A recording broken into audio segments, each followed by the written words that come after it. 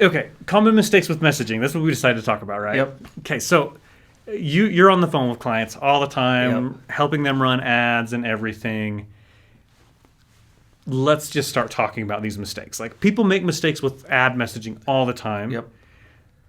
And I feel like sometimes people are so worried to make a mistake that they maybe don't even run ads.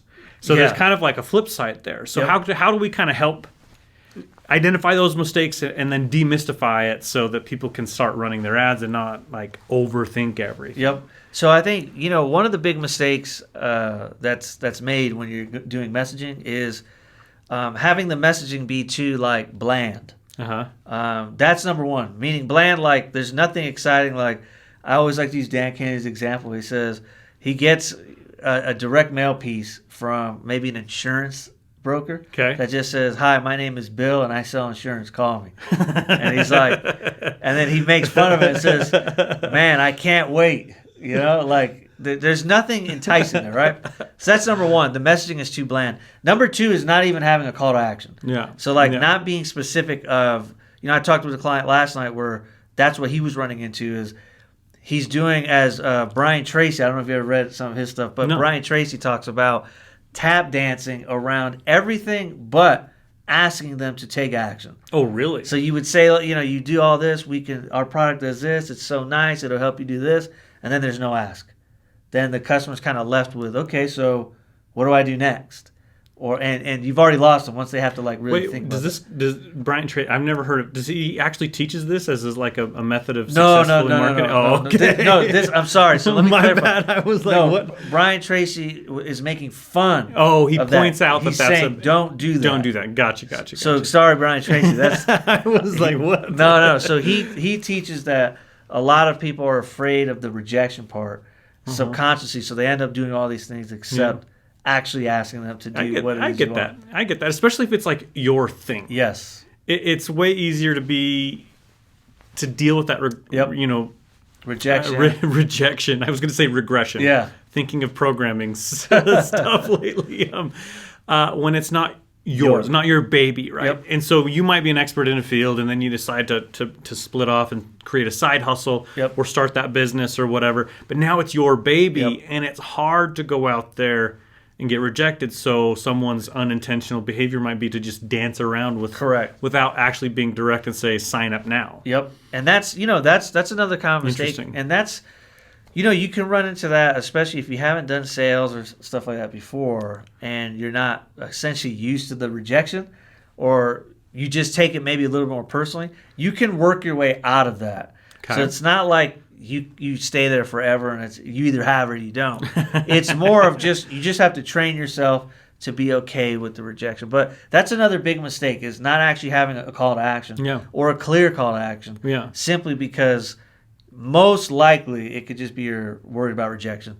But that's an easy fix. You just put it out there, and eventually you'll see it doesn't hurt when someone says no. So let's really quick, because sometimes I think it's easy to talk about concepts and then people get hung up on the actual implementation. So real quick, just on calls to action.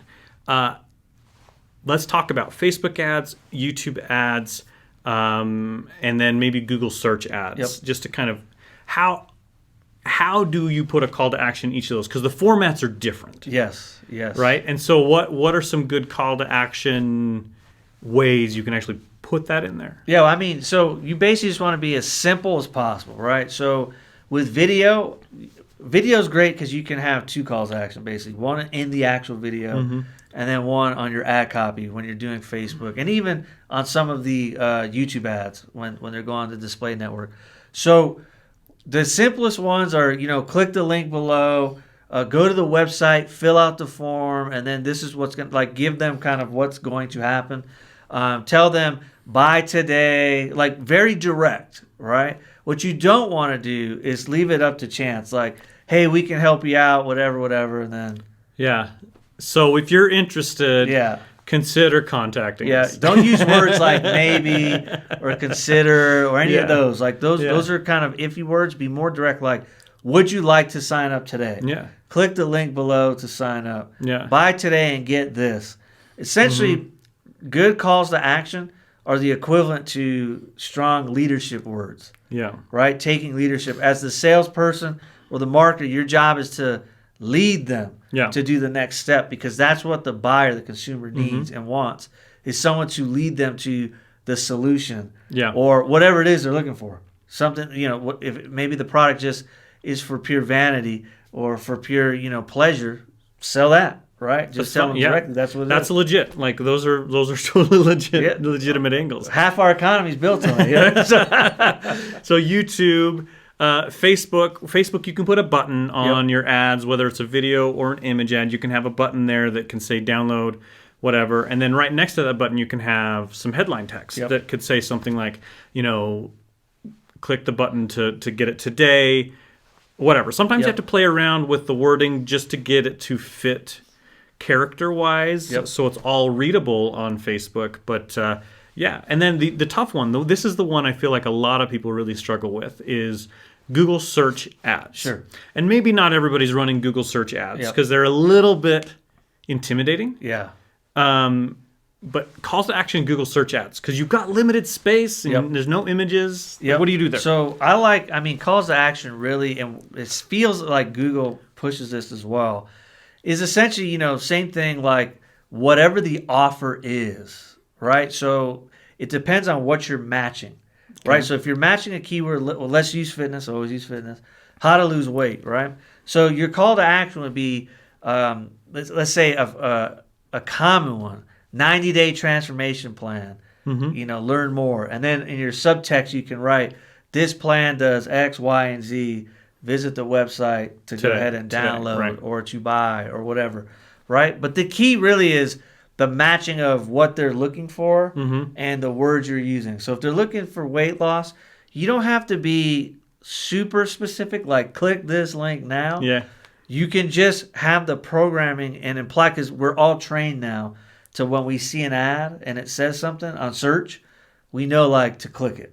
Yes. So we don't have to be so precise on click here now to do this. You can just use that in your sub-headlines. And the key is just the words that they're looking for need to be one of the headlines and explained throughout. Yeah. And I think that does the trick when it comes to click-through rates. I think with search, it's easy to kind of get hung up, especially if you've done mostly Facebook or YouTube other ads and search. But you got to understand when you're running search ads, someone is looking for something. They have a high intent to solve a problem right now. And so you don't need to say click here. Because they're already planning on clicking. They just need to know which link to click.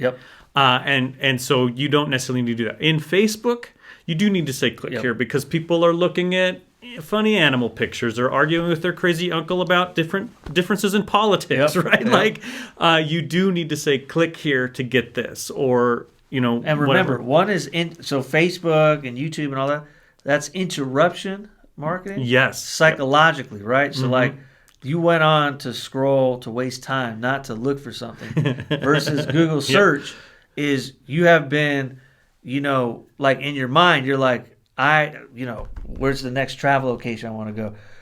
How much are these flight tickets, right? Or what's the best supplement? In your mind, you're already predetermined that you're going. I'm going to click on something. That's why we're doing it. We're not doing it to then not click. Yeah, exactly. So you don't need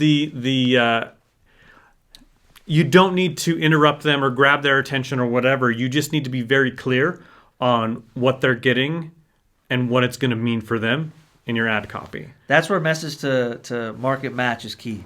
Right? So if I'm looking up specific keywords, I need to just make sure those keywords are being presented to them so that they know, I'm at the right place. Right. The wrong way to do it when it comes to calls to action really would be if someone types in how to lose weight and you're targeting that search term and you put how to build muscle as part of one of your headlines. That's right? not. Which that's not going to work. Technically is one of the best ways to lose weight, but that's not what the person typed. They're not looking for how to build muscle. That's not what's on their mind right now, so they're just never going to click on that link. So the other thing I talked to actually with a potential client yesterday, we talked about this, was demand generation versus intent, right? So demand generation, the messaging is much different than intent. So Google search would be intent because they've looked it up. They're intending to do that.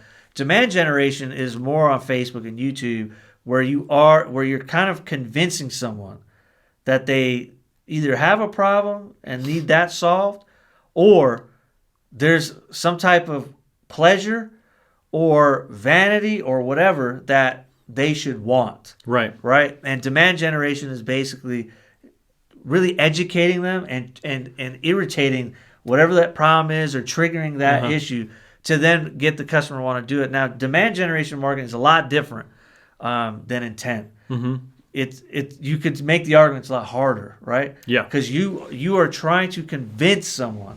It's kind of like cold approaching someone out in the street.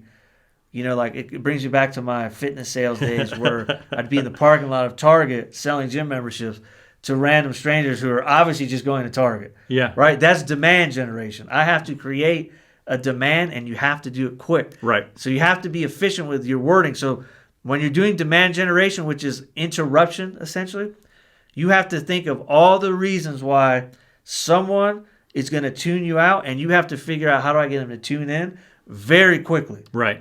Right? And then it's not just the first couple seconds. It's almost like you have to do it over and over and over again within the message, whether it's long form copy or video. It's like you have to get them to engage, then get them to engage again. It's not a guarantee. Once you get them to engage, you have them the whole time. Right. Right. Well, and that's one of the reasons why the best, say, video ads. Let's just pick on video ads for a minute. The best video ads, about every 3 to 5 seconds, it's almost like they have another hook or another cliffhanger to keep you watching. Yep. And for the most part, I almost never watch YouTube ads, but every now and again, I'll get one that grabs my attention, and it keeps me watching. There's like this another hook, another like.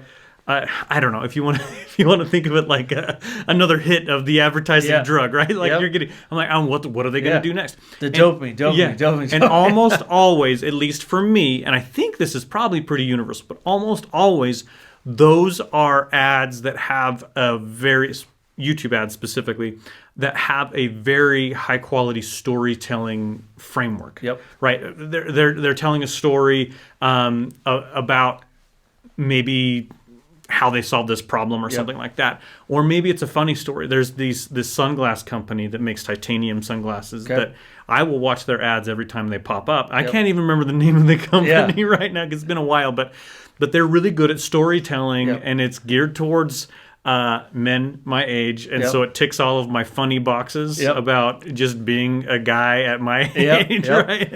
And it's funny, and I will watch those, and I haven't purchased yet, but I've definitely clicked on a link and gone to their website and looked around, which I never do for YouTube ads. Well, and here's the thing: you have yours. Here's mine. The one that I see, and like their name is VShred.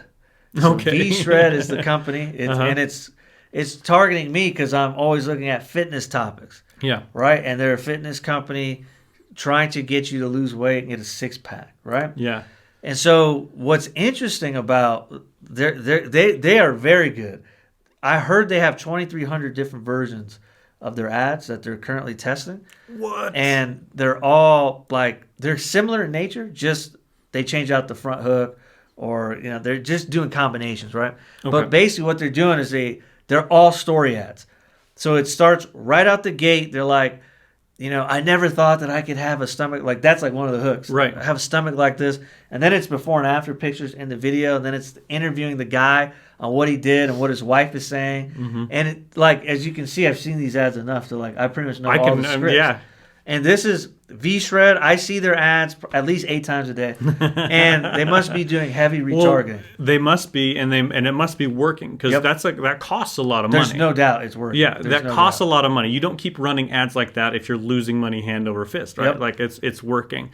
And this is where I feel like a lot of people get hung up. They're thinking, I'm not a storyteller. Yep. I don't know how to do this. I'm not good on camera. I'm not a good copywriter. I don't know how to tell a story in copy. I've seen ads on Facebook with good text, and it's really great, but I don't know how to do that.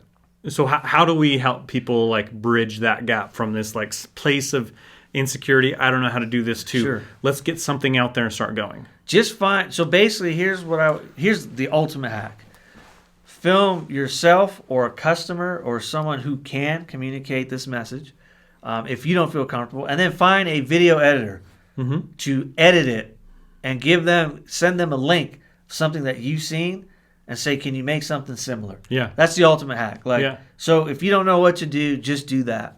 Yeah. And if you don't feel comfortable on camera, find just someone who looks like your target customer you're trying to get. Yeah. Right? So it doesn't always have to be you. The other workaround that we use for people who don't like to be on camera or feel self-conscious is we do the voiceover method. So we have them speak, and then we put in pictures. Like B-roll or photos. That are based off of their business. Okay. And we put it in like a little story format. And those work really well also. And so there's ways around. You can do video ads without having you have to be the talking head. Yeah. You can do it from a voiceover. You could even hire someone else to do voiceover. What I recommend is just start putting things out there in a story-like format of basically the scripting would be your ad hook, what gets their attention, right? Irritate the problem, provide the solution, have a call to action. Just do that every single time. Use that formula. In that order, right? In that order. And that's a very simple formula that literally works in any industry for any type of a thing. And if you're thinking, oh, what's a good hook? Like, how do I come up with a hook? Because I got to grab their attention the first few seconds. One of my favorite and simplest ways to do a hook is you tell the end of the story at the very first in the first 3 to 5 seconds. And so then I ended up, without realizing it, that I had the 6-pack abs. But let me tell you how I got there. Boom, right? And like you went with the end result that people want, and then you go back to the beginning and you tell your story, throw some emotion in there, whatever. But it sounds really hard. I think the other thing I would say, like along the lines of what you just mentioned, is get started, get putting them out there, but understand that you're not going to knock the ball out of the park the first time. This VShred, they have 2,300 videos, different combinations of videos, probably same clips that they've kind of sorted around or whatever. They didn't get there by just coming up one weekend and saying, you know what we should do? Record some videos. It's something that they've been doing for years and years and years, and they got there. So one of my favorite motivational kind of quotes or concepts is, you want to know how to make something really good? Well, you have to make 1,000 shitty versions of that thing first. And that's the same thing. You want to make really good video ads? Well, you have to make 1,000 really terrible video ads first. It's more important to just get started and start going, and then kind of just keep redoing, honing, tweaking, whatever. And if you think about whatever your business is or whatever your specialty is, that's how you got good at that in your business, right? And so, of course, that's how you need to do it. This is just a new skill set that you just need to hop on board and start doing. Well, and to build on that, yesterday when I was talking to that prospective client, and this is what I share with a lot of clients, basically I tell them, look, there's no magic formula that gets it done immediately on the first try. Right? Never. What it is you have a structure of how you should do things, but then you have to test the little bits